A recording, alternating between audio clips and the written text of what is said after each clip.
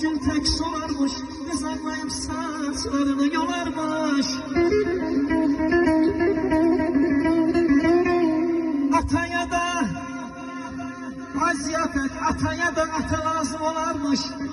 Gelişine, gülüşüne kurban olum ay dede, bakışına, gelişine kurban olum ay dede.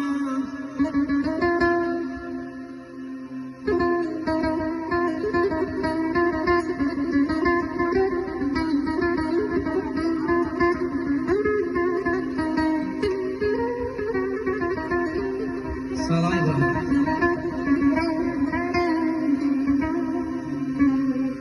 Senin varlığından yaranmışam ben. Ezelden xilqətim olmuşsan ana, qayğı keş canına qurbanım ana.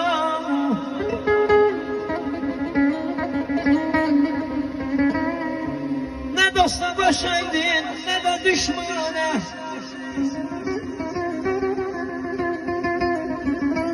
Ne dosta döşəydin, ne de düşmana. O yalan yüreğine kurbanım ana, qayğı keş canına qurbanım ana.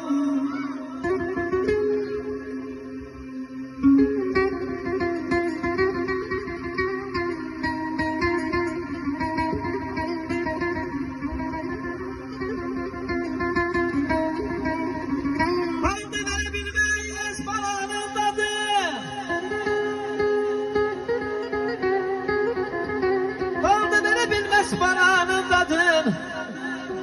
Ay ana sen dünyadan duyduğundan doymadın. Oldum alışım, közüme yandı.